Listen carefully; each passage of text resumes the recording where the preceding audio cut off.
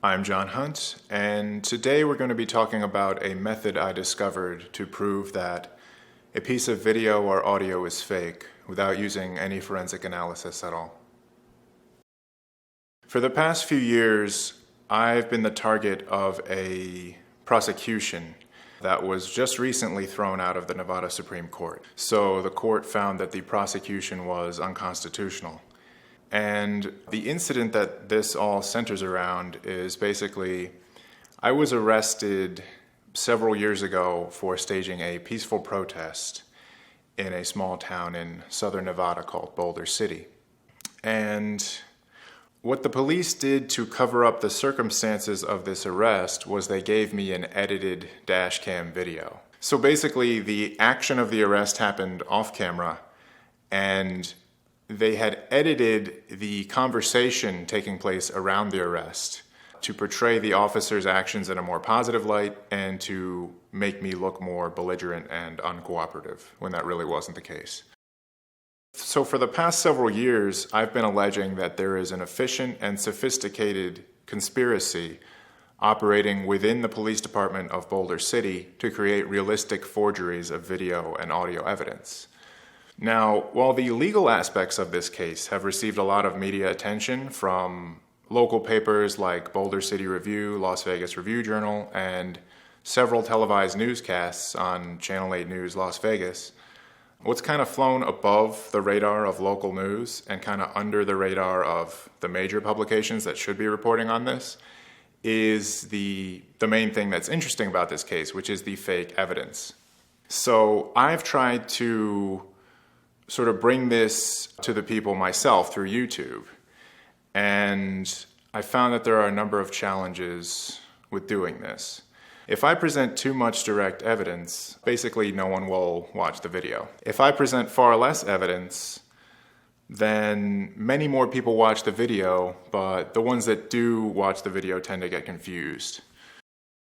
In this video, I've decided to try a different approach, which is I'm going to show you almost no direct evidence of what I'm alleging. Instead, I'm going to show you the logical relationships between the pieces of evidence that I've already shown you in other videos.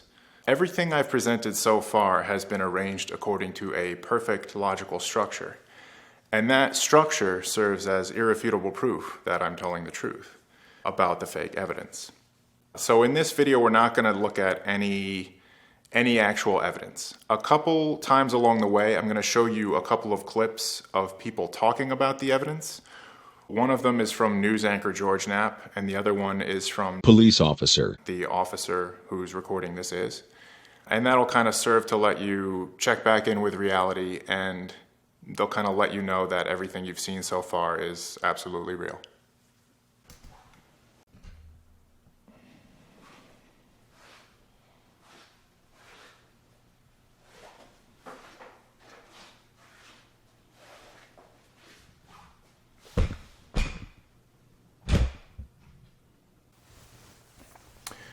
So in June 2016, I was arrested. And from then on, and at all times since then, I have had a memory of that incident. So we will put our memory on the board. And then 2 weeks after I was arrested, I got a recording of what happened from Boulder City Police. So this is it's our fake tape. Now, even though these are labeled real and fake right now, at the time, nobody on the outside had any way of telling what was true. You had a recording that said one thing, and you had a person saying something else, and there was no other facts by which to determine what the truth was. At this point in time, we also have some other items. There is a report that goes along with the fake tape. So let's just put this here. And this has been made to correspond with the events on this. So we're just making a nice little correspondence line here to indicate that the report corresponds to what's on this tape. And the other thing that we have at this point in time, we have our surveillance tape. So this is a surveillance camera recovered from a local business. We don't know the significance of this at this point in time. And this is how the facts are in the beginning. So this is still in June 2016. A few months after this, I decided to go to YouTube and tell my story. So this was in October. And basically I went on YouTube and I just recounted my memories and the fact that I thought that this was a fake tape. So this is a crystallization of this. And we'll just come over here and we will show that they correspond. And the reason this is significant is because it shows that this is my belief at this certain point in time. So putting it on YouTube creates a public timestamp. And so even though nothing can be determined right now, we just have a correspondence here and a correspondence here, it shows the presence of a belief at a certain point in time. So to mark that, we are going to place a time barrier. So this is our time barrier, and this just shows that this is how things are in October 2016. Time barrier. 6 months after I recorded this video, I figured out how to synchronize this surveillance video with the fake recording. So basically, they're both videos and they both film some of the same events. In this case, it's the officer's car driving across the road. So I eventually figured out how to line the videos up. And when I did that, I noticed that the action that you could see on this camera directly contradicted the events on this recording that I said were fake here. So we're going to move this up here. So basically this video contradicts what's on this audio. So we're going to make our first contradiction line.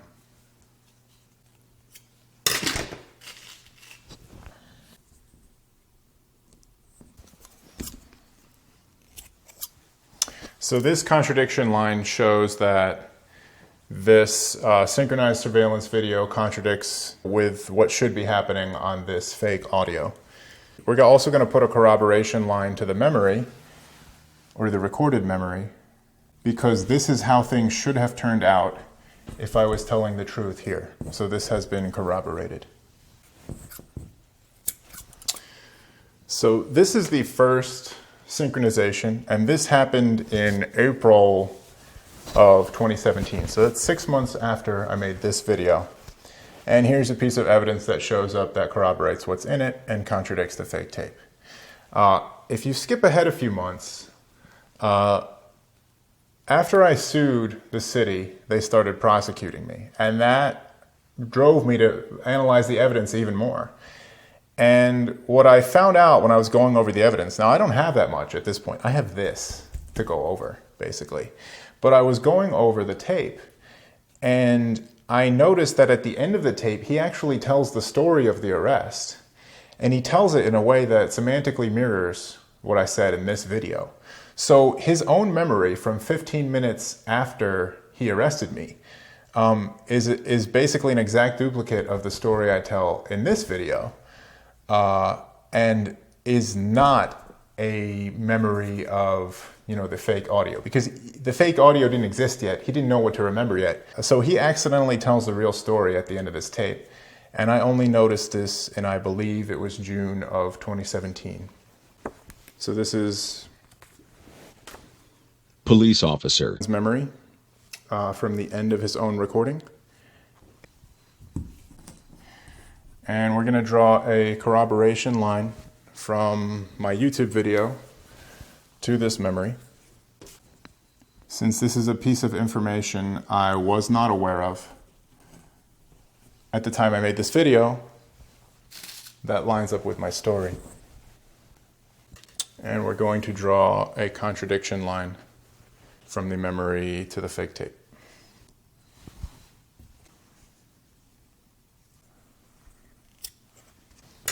So So we can see that we started off with 0 points for either thing, and now the recorded memory has 2 points and the fake tape has 2 points against it. Okay, so after this happens, we get a bunch more discovery. So we get some new tapes from Boulder City Police and from Nevada Highway Patrol. For one thing, we get the Trooper Morris recording. So this is a NHP trooper who's driving down the road at the time I was arrested, and his camera actually filmed some of the action of the arrest. So because of that, let's see, we have our Morris recording. Because his camera films the same events as this surveillance and the fake recording as well, we can actually add this to our synchronization.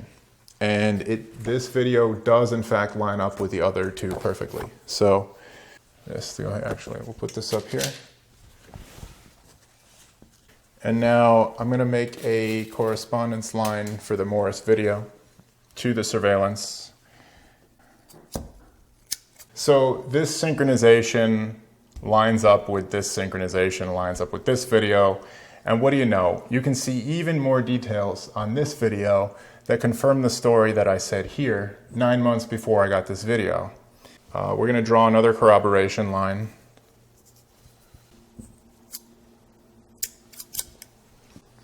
And we're going to draw another contradiction line from the Morris recording to the fake tape.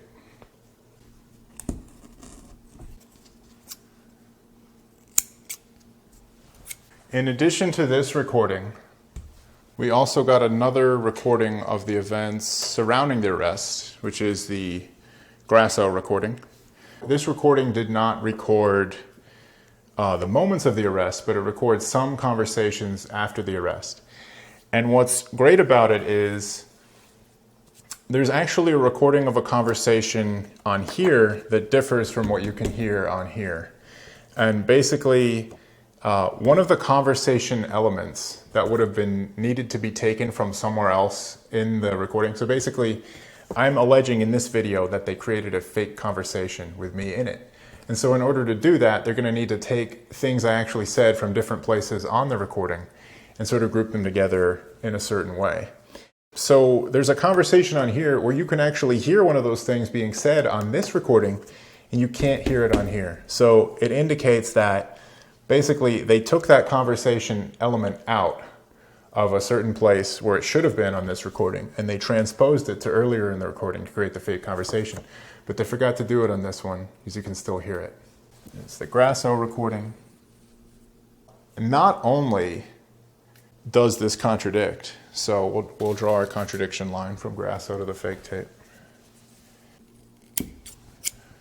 So not only does a conversation that can be heard on here contradict a conversation that can be heard on here, it contradicts it in such a way that that it also corroborates this exact prediction. So basically, the fact that this corroboration happens in the specific way that it does actually confirms this story. And that is a very special logical relationship, because this contradiction line itself forms a corroboration to this story. So we're going to draw a corroboration line from the contradiction line to the recorded memory, which is a very special logical relationship. In fact, it's so special, I think we need to demarcate its significance. All right, so that is a very unique and special logical junction. The fact that this contradiction line, by the very nature of how it is, directly confirms this story. The other great thing about what's on here is that they actually forgot to make... Now, remember how I said that there's a conversation that plays back differently on here than on here? They actually forgot to make the report correspond to how the conversation plays back on here. So it actually plays back... The report actually says that the conversation plays back how it does on Grasso. So we can actually sever this correspondence line. And we can move this port up here. So this is how the facts stand after our first batch of discovery. And hopefully you can start to see a pattern. This is getting really lonely and is not getting confirmed a lot at all. This, basically every chance that it gets, is getting corroborated by every new piece of evidence. Every time this could be confirmed by something, it is. Okay. So that's how the facts stand in July 2017. And we're going to give ourselves another time barrier. We'll skip ahead to December 2017. So here's our next time barrier. Because here is where we get one more recording. In December 2017, we get the Higgins recording. This is another recording where dialogue is being played back, in sort of the minutes following the arrest.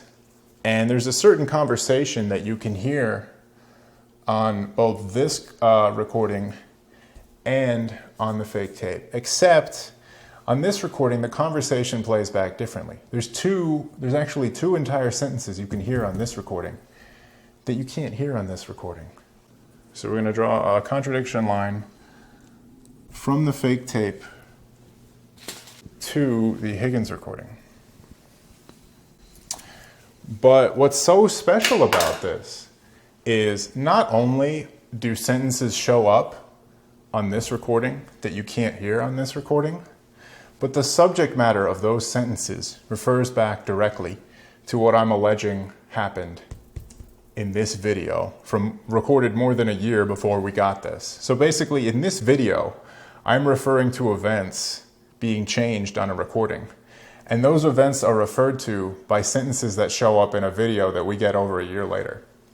This logical relationship, again, it's another one of these, where the fact that this contradiction is not only a massive contradiction, but the form of it, the way in which it contradicts, directly confirms this. So it means that it's another one of these gold coin relationships. So this was a spectacular example of one of these special relationships.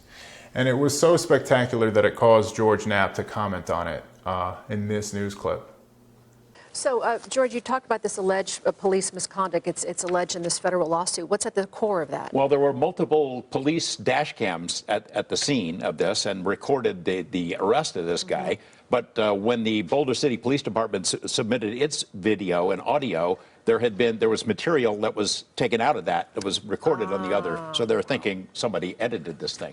So basically, he's commenting on the presence of these two additional sentences. And it's not as though George is not aware of all of this, but having one of these revealed in the context of all of this was massive. And I think that's why he knew right away that this was real, that this was a fake tape. But when the Boulder City Police Department submitted its video and audio, there was material that was taken out of that was recorded on the other. So they're thinking somebody edited this thing. So we've got George Knapp here, and we'll just put him up here. That is that George Knapp clip. This is already irrefutable proof. At this point, I consider that there is no more that's needed to be said about this tape. It would not have been possible to create this video and have it line up with every single thing that came out after I made the video, some of them in very particular ways, if I was not telling the truth here. So when I realized that, this became the genesis of my video, Police Are Falsifying Video Evidence. All of that is this video.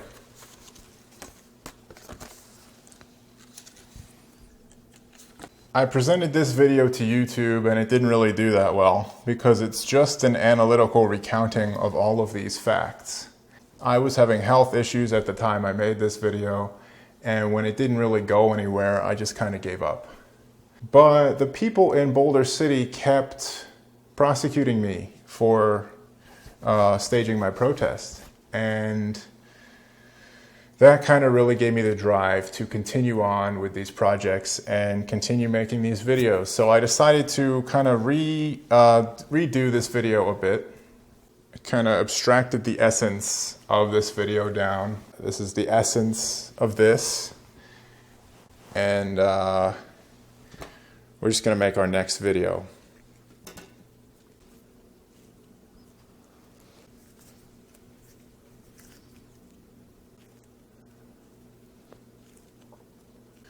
All right, so we have the extracted essence of that first video, and then that sort of makes the DNA of our next video. We're going to take this and kind of put it up on the board.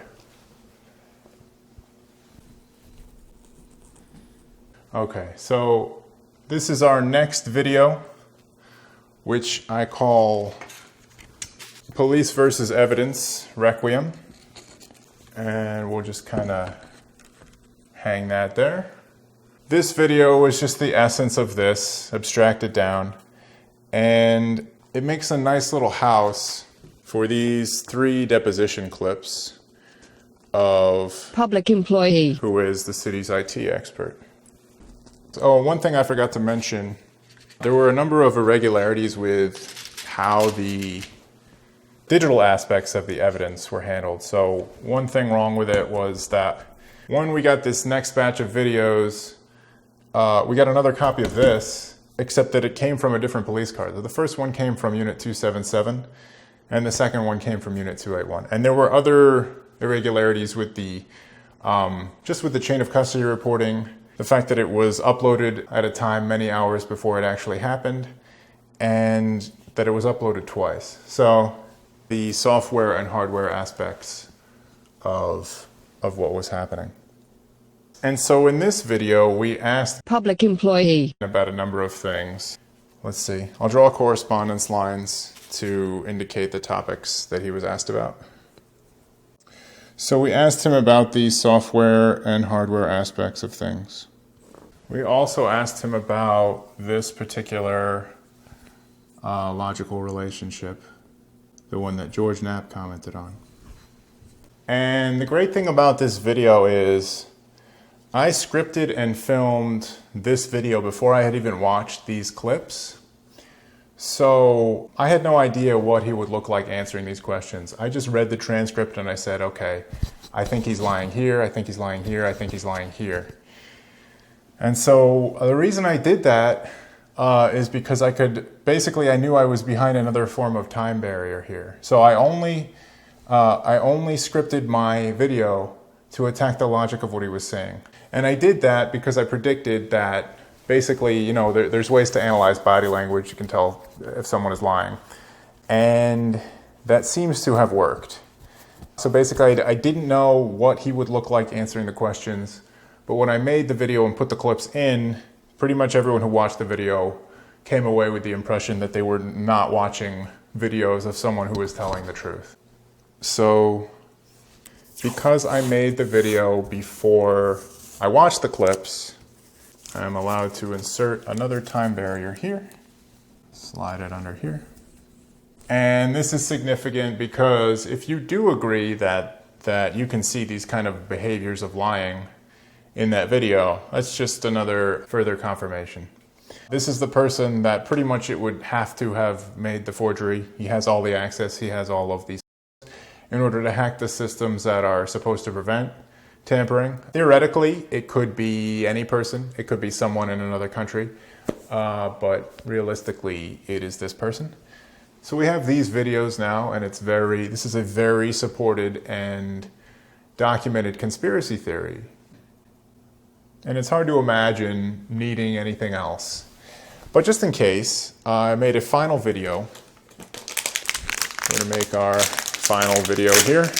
We're making the video, and then what I'm going to do is I'm going to kind of abstract the essence of this. So this is an abstraction of this. And then for our next video, we're going to abstract this. So we've got some abstracted essence. I've got some essence on the table. So basically we've got our essence of that video, and now we're just gonna... So this is our final synopsis video, which I call Content Cop. And we're gonna put this up on the board. And so this is a nice short little video. And it's basically a nice little home for this one little clip of police officer where he's talking about the fake tape. And I guess I'll play that for you now. You said that the city attorney's office's access has been restricted. Affirmative. Do you know why that change happened? As a consequence of this incident. Because we didn't about ready to start an official investigation into how that video got released to the public. Which video? The one from my dash cam. So in that clip, police officer is saying that something about this recording needs some kind of an investigation. I don't know why anyone would think anything about this recording needs an investigation, but I just kind of like that clip because I think it's very persuasive. Because as you can see, police officer, you know, he's the police and he's got this little badge, and that kind of tends to like brainwash people. Like it's like, oh, the police are so serious and, you know, we have to like take them seriously and they're the police. Okay, that's fine. If you take that seriously, this guy, he's saying that his own recording needs some kind of an investigation. Because we didn't about ready to start an official investigation into how that video got released to the public. He's using his badge to kind of cancel itself out. So we can just kind of,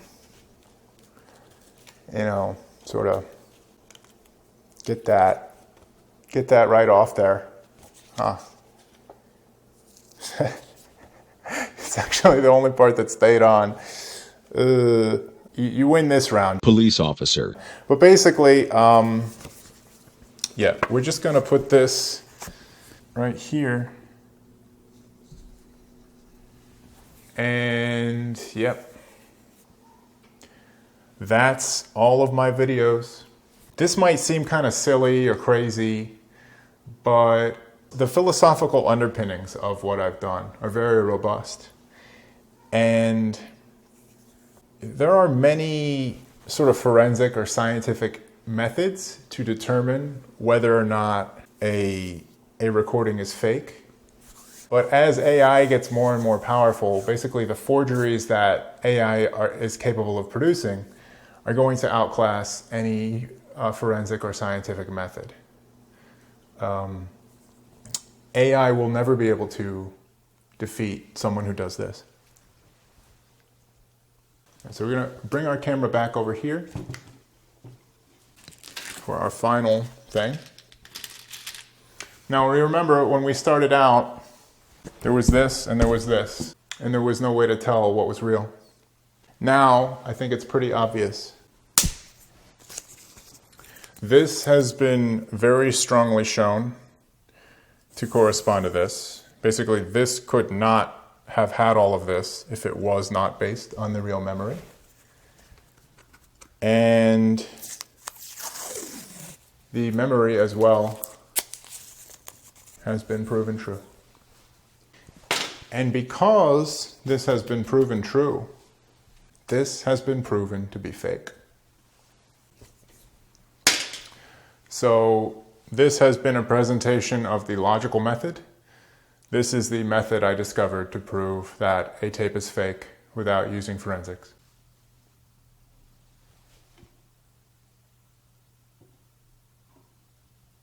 Thank you for watching.